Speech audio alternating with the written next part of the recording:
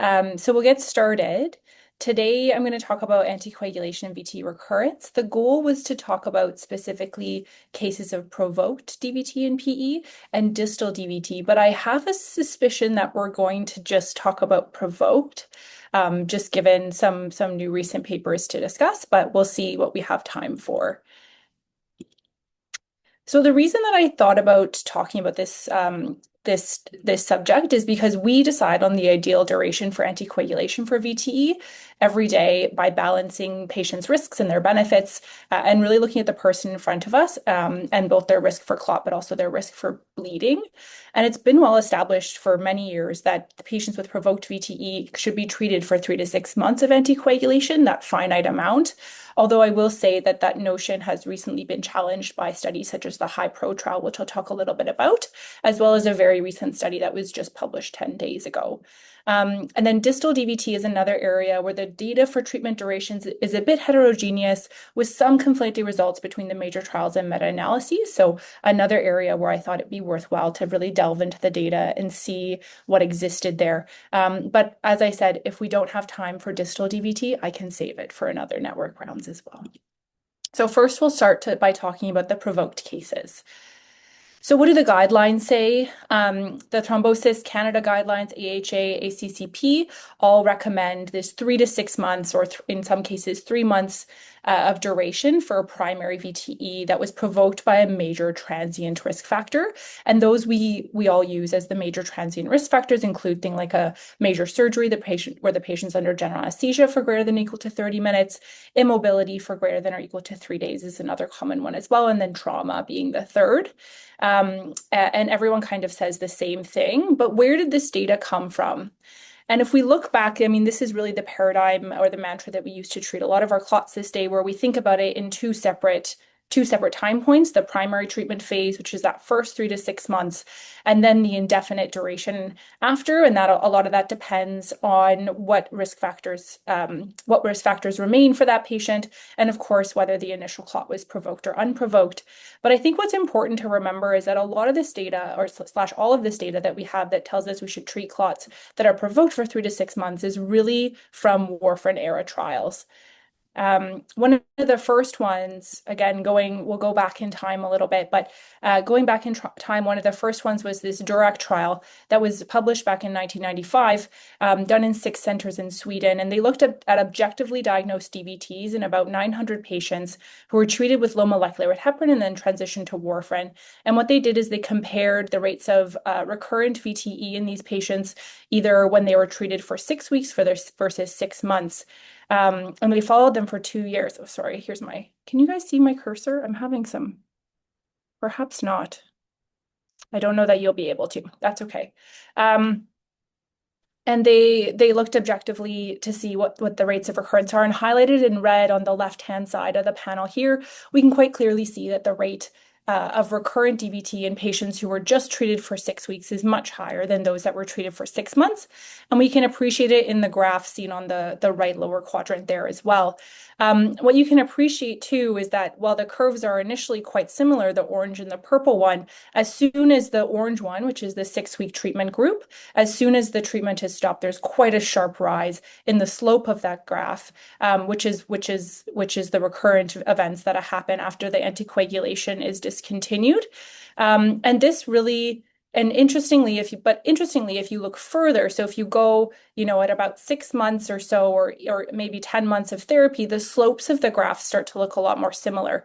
And what this suggests is that the risk of recurrent VTE, although there is obviously that sharp increase in the first couple of months, it evens out between the two groups later on. And specifically, when this paper took out the patients who had experienced a temporary risk factor for their clot, they saw again that there was a lot more recurrent clots in the 6-week versus the 6-month group.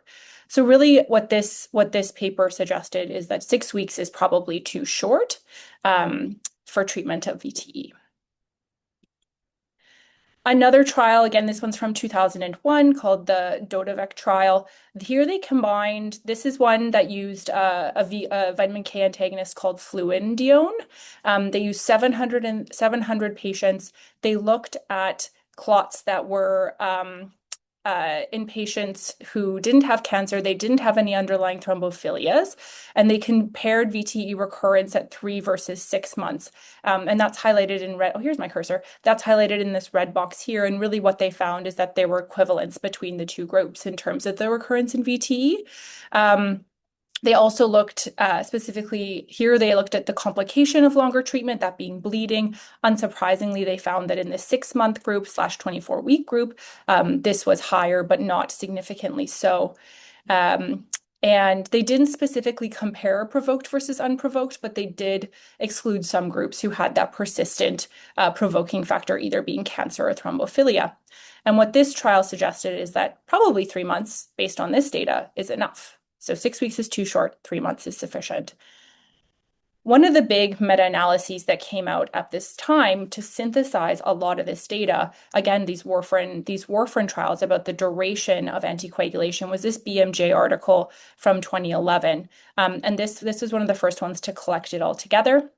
They looked at 7 trials from 1987 to 2001, and they only used trials in which they could actually get the individual data from. So only trials in which PUBLA data sets were available. So again, a bit of bias there. But they collected a good number of patients, 2,925.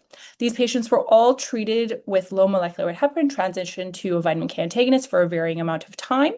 But the goal of this study was to say, what's the shortest length of treatment that we need to reduce the risk of recurrent VTE?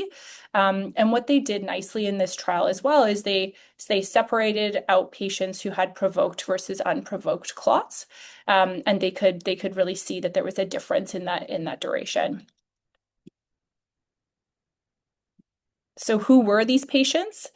These were men and women generally without cancer who had objectively diagnosed PE or DVT. The average age was about 60 years old. 52% were male, the remainder were female.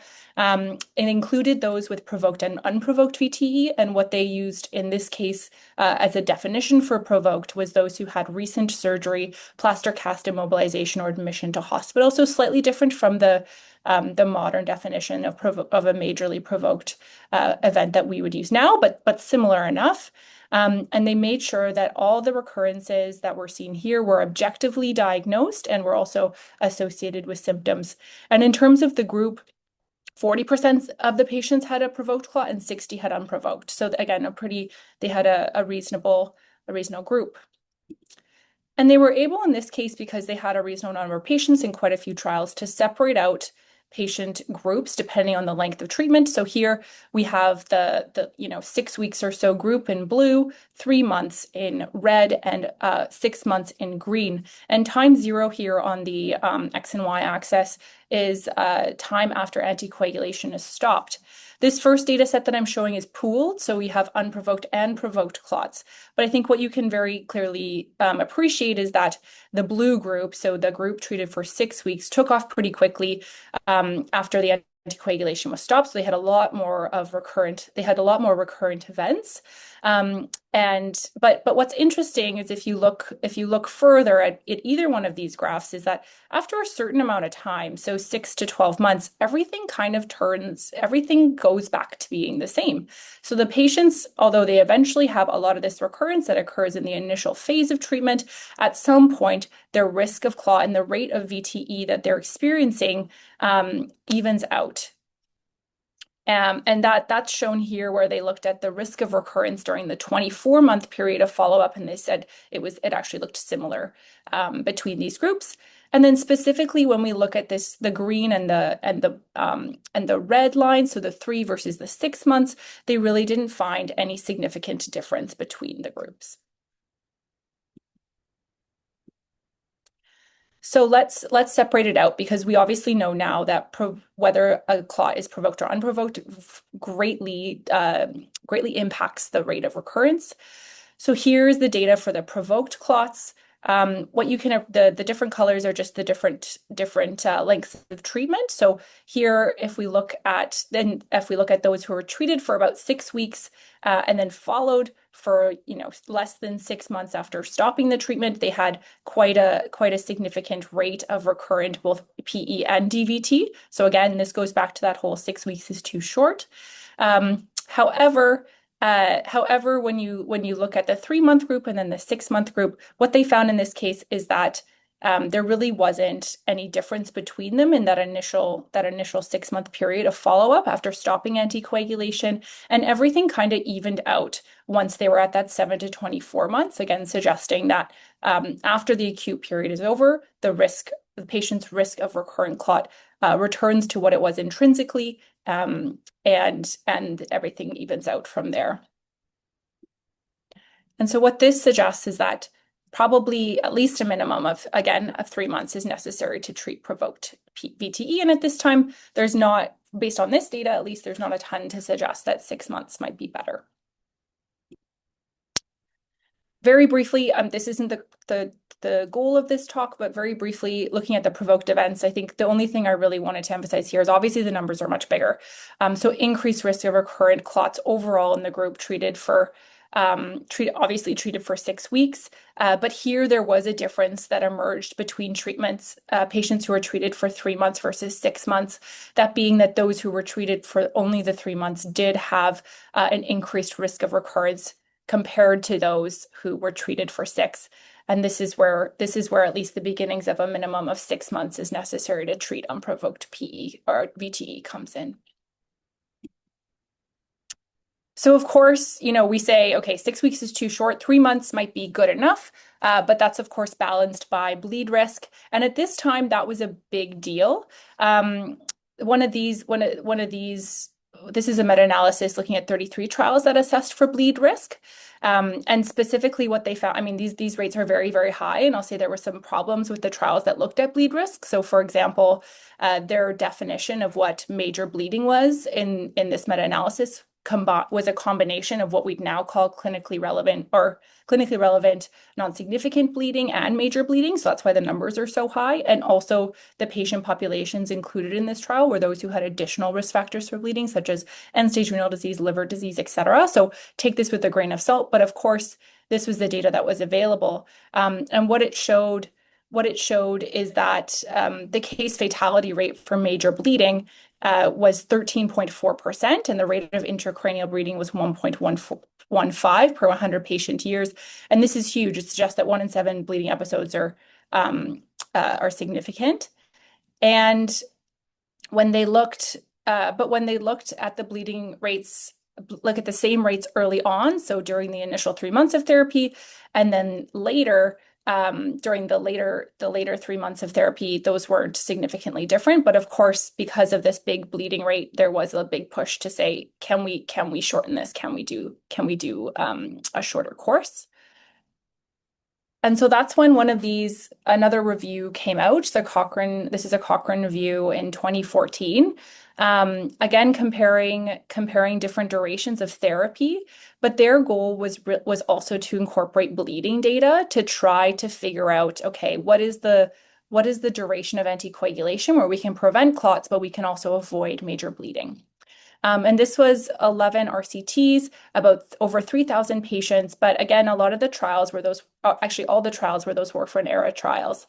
And the patients in these trials had different durations of anticoagulation.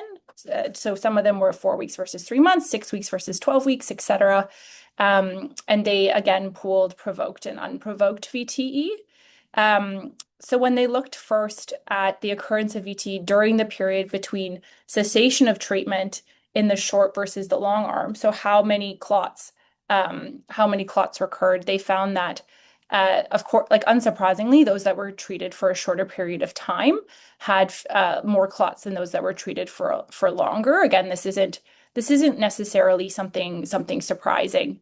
The other thing that they did find, or that was interesting about this trial, is that they also looked at the occurrence of clots after both treatments stopped until the follow-up period ended. And they got these same results, which basically said there's no difference. Again, suggesting that if recurrences are going to happen, they're going to happen early, and it's truly that upfront therapy that matters most.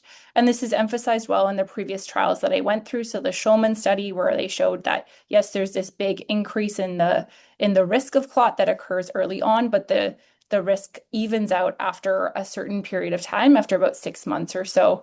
And then, of course, this is the previous meta-analysis showing the same thing. And when the authors of this Cochrane review looked at this study, they said that they were able to crunch the numbers, and they made the comment that the absolute risk reduction um, for recurrent VTE was 8 to 9%. That was achieved during the first kind of 6 weeks, 3 months of therapy, which is far more efficient than the cumulative risk reduction of 18% that's achieved up to 24 months. So again, upfront is important, which I think we already all know. Now, interestingly, in this Cochrane review compared to the last one, when they compared the 3 to the 6 months, they did find a difference. So this study did show that there was a significant reduction in recurrent VTE in those who were treated for the 6 months versus the 3 months. Now, why is this different than the other meta-analysis, the one from BMJ in 2011? Well, a lot of it just comes down to how they assessed things. So in 2011, when they compared the short to the long arm, when they calculated VTE occurrence was when either the short arm was finished or the long arm was finished. So this kind of goes back to that, and that's why the differences weren't different, because the patients just went back to that baseline intrinsic risk of VTE, because they both completed that immediate upfront therapy. And so the longer treatment didn't adjust the patient's baseline intrinsic rate of VT, whereas the Cochrane review, they looked at VT recurrence that occurred after the blood thinner was finished in the short arm, compared to those patients who were still on blood thinners in the long arm. So of course, unsurprisingly, in this case, longer treatment means longer time where no recurrent clots happen. Um, and uh, and so that's where that difference comes out. Yeah, of course, if you treat for 6 months, that's a longer time where you're on a blood thinner, and that means that's a longer time where your clots don't recur. But I think it's just important to compare, and it really does, the meta-analysis from 2011 really does show that yes, that upfront therapy is important, but your baseline risk does reset regardless, if it's a shorter or longer treatment. And so they also looked at bleed risk in this study. As I said, that was something that the other one did not. And again, unsurprisingly, they said, okay, so there is a significant increase in major bleeding between the long versus the short arms. So I think this is where a lot of the recommendations for this 3 to 6 months come from, because there is a signal that yes, you prevent more blood clots if you're on treatment for a longer period of time, for 6 months, but of course that has to be balanced by the bleed risk. And there is one last review that I'll talk about at the end, which showcases this nicely as well. Okay, so what about DOACs? All these other trials have looked at low molecular weight heparin and warfarin, but we're now, of course, in a different era where we treat with DOACs over these other agents most often. I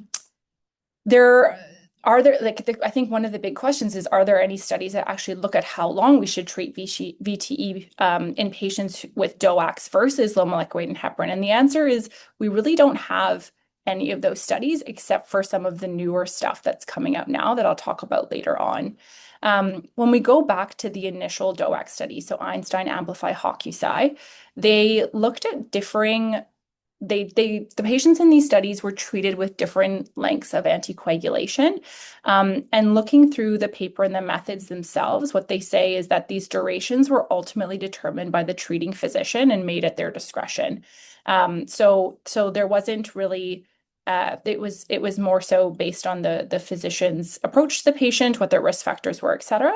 But we'll just look at some of the data quickly. The other thing I'll say briefly about this is everyone in Amplify was 6 months. So that's the other thing to keep in mind. But we'll just look briefly at the Einstein and the HOCUSI trial, because they did use differing lengths in those trials too. So here's Einstein DVT. There's DVT and PE, so we'll go through both. This trial showed that rivaroxaban was non-inferior to warfarin and low molecular weight heparin in terms of preventing recurrent DVTs. And most of I will note for this trial, a lot of the clots were unprovoked ones as well, and they didn't separate out bases versus like provoked versus unprovoked because it was a non-inferiority trial specifically.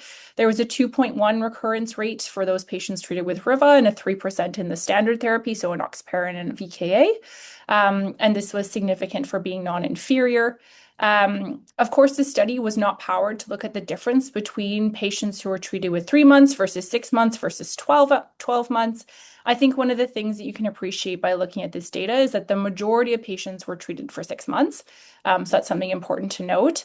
And there's some signal maybe that perhaps Riva might work better than warfarin and low molecular weight heparin at preventing VT when are treated for 6 versus 12 months. But really, you can't say too much about this because it just wasn't powered to look at that.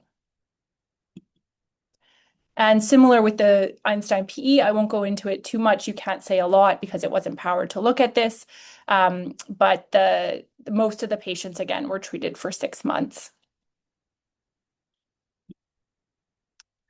Hokusai, again, most patients treated for actually over 6 months, so a couple thousand here that were treated for over 6 months, and then the least amount were treated with actually 3 months itself. Again, can't say much about the differences here, but I think just important to know that the patients in the trials that we rely on that tell us that DOACs work well were mostly treated with about 6 months of therapy. And I will note that no trials actually looked at using apixaban for 3 months and then stopping and specifically focused on the risk of recurrence in VTE. Cobra used 3 months, but this was not looking at recurrent events, it's specifically looking at bleeding risk and, of course, not comparing to another duration. Okay, so where are we at now? So most recently, this is a systematic review that came out just last year in 2025. Again, looking to compare shorter versus longer treatment arm. They looked at 10 RCTs. We have over 2,000 patients. They pooled provoked and unprovoked, but separated them out nicely. So it's kind of a good combination between the other two meta-analyses.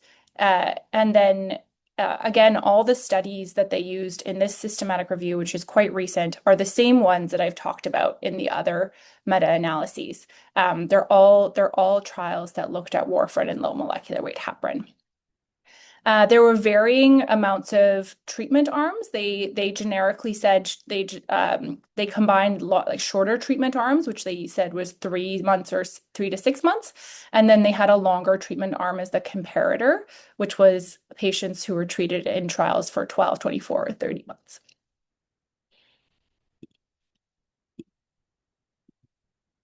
And what did they find here? So first, looking at recurrent PEs and DVTs, this is specifically the data for provoked VTE by a transient factor. Again, the definition of provoked certainly varied between a lot of these studies.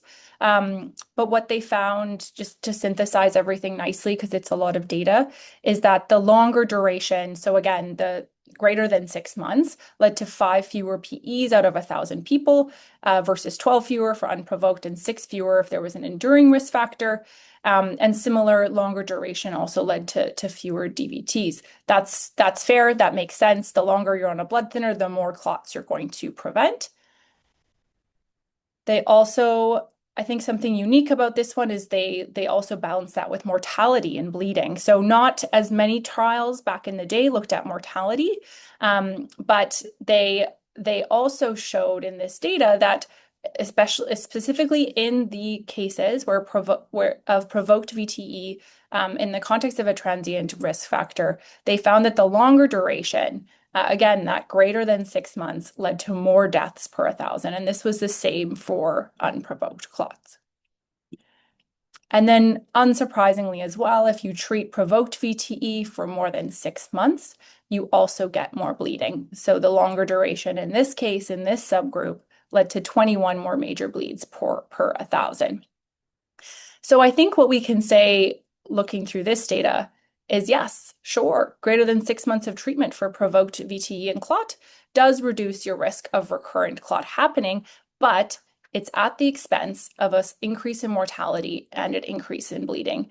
Of course, as I said, we're still looking at this warfarin trial era. We don't know, maybe that bleeding risk or that mortality risk could shift if we're looking at DOACs or our more complex current patient population. But this is a lot of where the data comes from in terms of 3 to 6 months upfront, decision making at the 6 months and then thereafter. So what about data that exists in our modern patient population? Because again, this is all VKA and low molecular weight heparin. Well, one of them is HiPro, which I know has a lot of scrutiny surrounding it. It was a single center design, small sample size. All the patients that were recruited were done so by 2 physicians. There's like a big heterogeneity in terms of what the provoking factor was initially, which I'll go into, and their definition of persistent risk factor for clot was quite variable and not something we typically see. But I'm going to talk about it for a second here.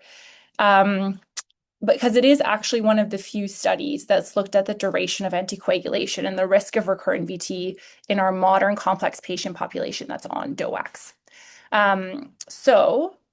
It does challenge the idea that the previous studies have shown that at 1 year, your cumulative risk of having a recurrent clot after experience of provoking factor is somewhere about 3.3%.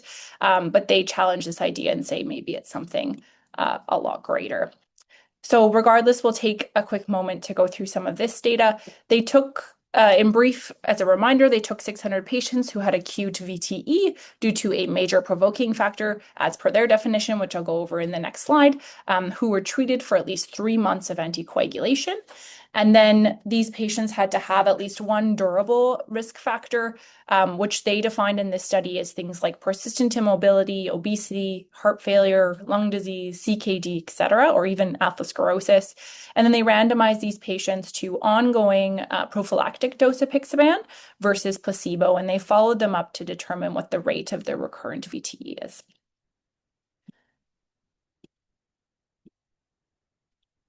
And just as a quick reminder, the patients who they said had major provoking factors for VTE were in some cases the patients that we would say, yes, that was a clot that was majorly provoked. So those who had surgery, trauma, acute medical illness, things like this. But they also included things that we wouldn't necessarily say always that are major provoking factors, such as getting a blood transfusion, or if you really delve into what this other category means, patients who were dehydrated, had a local inflammatory illness, or nephrolithiasis. So not things typically that we would say are clear provoking factors for clots. It's a minority of cases, but of course they're still in the data and can affect it. And then when they looked at what the enduring risk factors were for these patients, they're looking at things like the lung disease, as I said, CKD, chronic liver disease, et cetera. And what they found, is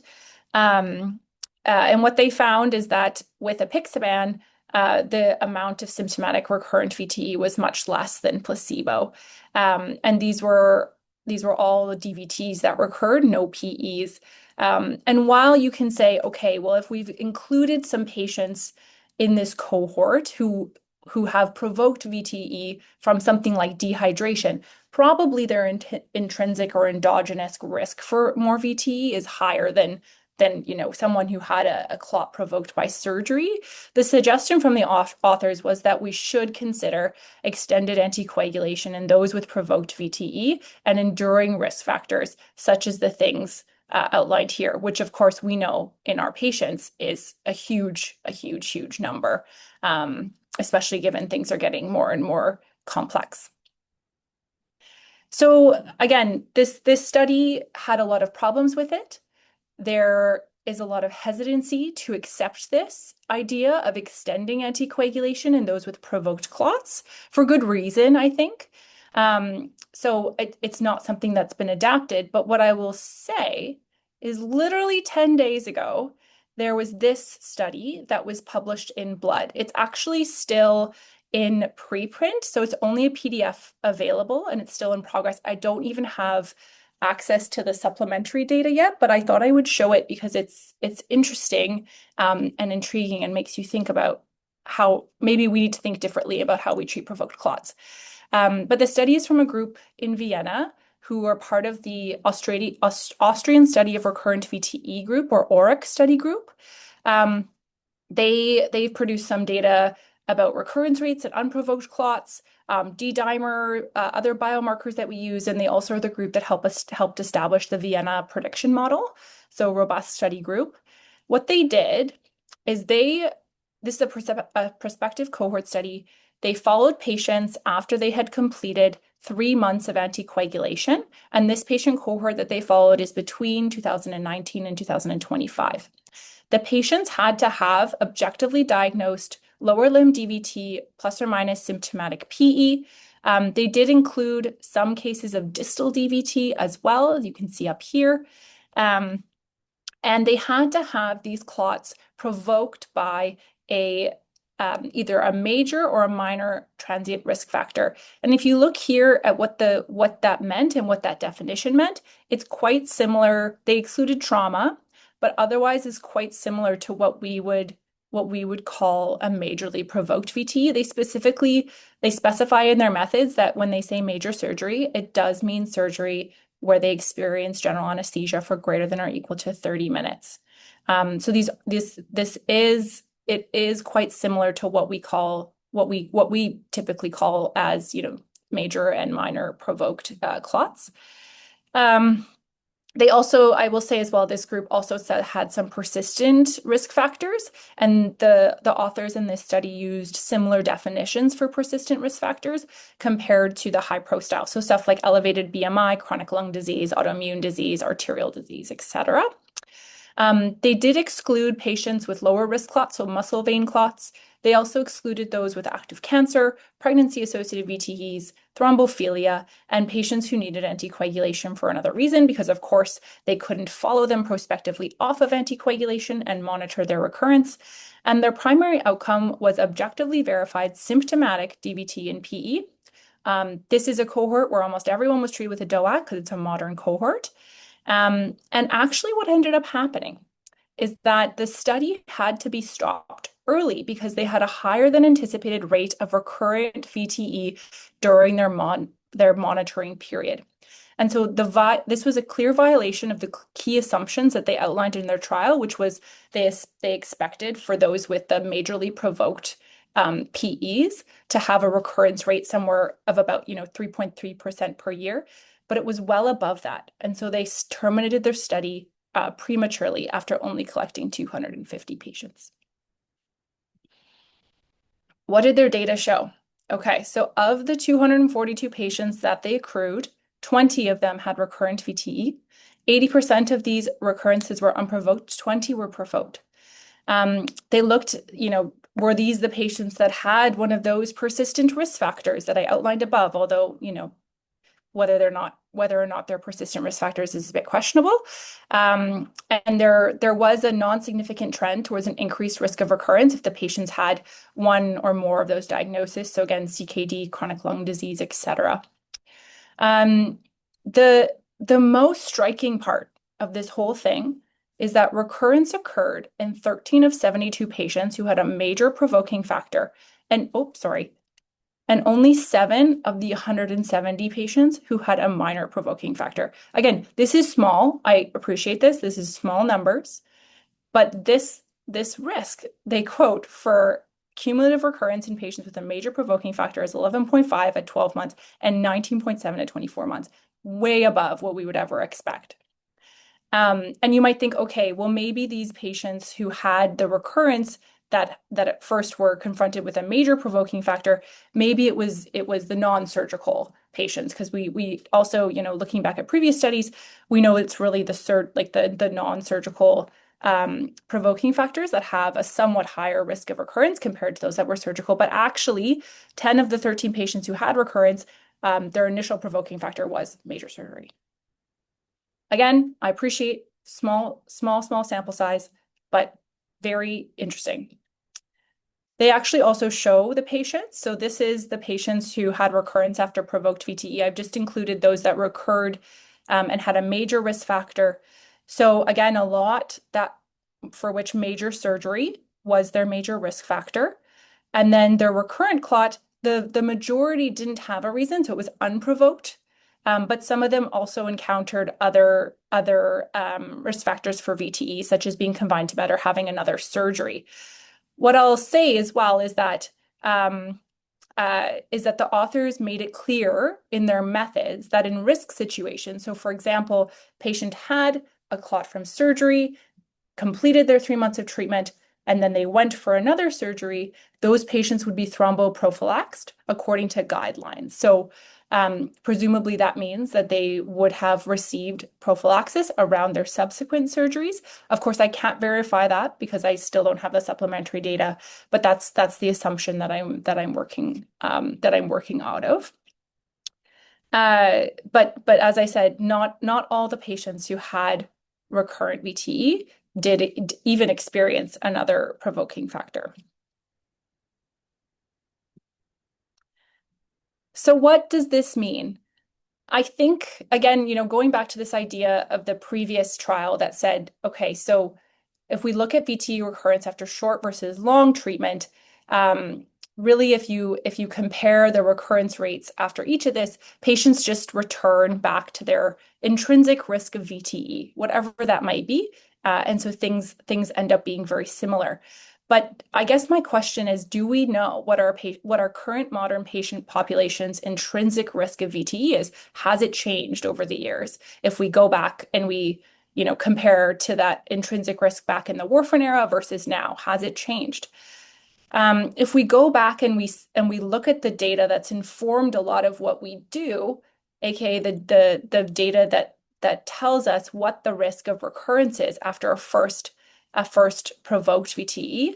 Again, it's based on a lot of this older data. So I'll just briefly share. I'm sure we all know this article. This one is another meta-analysis. They looked at the risk of recurrent clot in patients who have had a provoked VTE. Oh dear, there we go. The articles they included, again, if you look at the dates, the most recent one is 2008. So they're older studies. And they again looked at provoked versus unprovoked. Now the definitions are varied because, papers back in previous papers in the past used different definitions for what they said as provoked and unprovoked. But they did, I think the important thing to note is they included a lot of patients who had significant surgical provoking factors. So patients who went through big surgeries, orthopedic, general surgery, urologic, gynecologic surgery, and they included all of those in their surgical risk cohort. What did they find? So after stopping anticoagulation, 150 out of the over 2,000 patients who had a transient provoking factor experienced another VTE, which equated to about a 3.3% per patient year risk of recurrent VTE after a majorly provoked clot. Only 5, when they separated out surgical versus non-surgical risk, they said that only 5 of 238 patients who had surgery as their initial provoking factor had recurrent VTE, equating to about a 0.7 percent risk per patient year. And then for those who had non-surgical provoking factors, it was a bit higher, up to 4.2. Again, the definitions of provoked versus unprovoked differ, but I just wanted to outline that where these numbers come from are older trials that looked at different, I would argue, different patient populations compared to who we're treating now, with the most recent stuff coming from 2008. Okay, so conclusions and discussion. I knew we weren't going to make it to distal DVT. Okay, So I'll briefly talk about this and then I'll leave the floor open for some discussion. When we go back through the warfarin era trials, they suggest that treating majorly provoked VTE for more than 6 months prevents recurrence, but also increases bleeding and mortality. And there really isn't a significant difference between treating 3 versus 6 months. And a patient's risk of recurrent VTE from a major provoking factor will just reset to its baseline after you stop anticoagulation. Now, of course, what that baseline is maybe in question now. I argue that maybe we don't know the ideal duration of DOAC treatment because it's never truly been studied. And then when we look at the majority of patients that were treated in the big trials using rivaroxaban and edoxaban, most of them were treated for six months. Should we maybe default to this more often?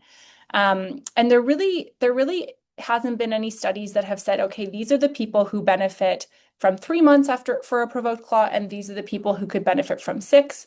When you look at these are more expert opinion statements that I pulled from different articles, but they say things like if the PE was very large or there was some RV dysfunction, they have persistent residual symptoms, some people will extend to 6 months.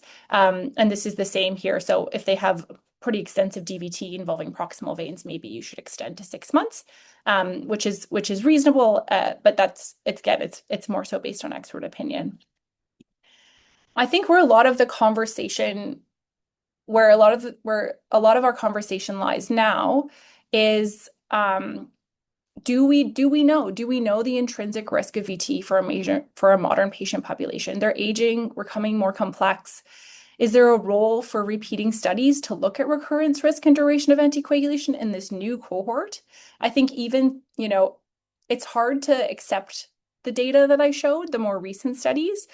And I wonder whether, honestly, the only way to really trust that it's true is to look at our own cohorts. So to look at the patients we see at St. Paul's Thrombosis Clinic and verify and actually see what the recurrence risk is for those who have provoked clots. I think one of the other things I'm questioning now is, do we really know how long the VT risk lasts postoperatively? I think, I would honestly think that, and there is evidence to suggest that the VT risk after more modern surgeries that are minimally invasive, done more laparoscopically, that the risk of VT is lower. So I don't know that I can completely reconcile how now more patients are having recurrent VT after initially having VT from a major surgery. Is it maybe because more complex and elderly patients are going for bigger surgeries? I'm not sure. But I think it's important, again, to take some of this with a grain of salt as well, because we don't have a supplementary appendix yet. I'm wondering what surgeries these patients had in that new blood trial that I just showed. And did they actually receive the appropriate VT prophylaxis if they did encounter another provoking factor? But I think it leaves me with the question of, do we need to start? And I'll say, I'm not convinced that we need to change the way we think about it now, but do we need to consider changing the way we think about treatment of provoked VTE? And I will leave it there for some questions. I do have distal DVT, but we're not going to get into it. So I think I'll leave it there for maybe some questions and discussion.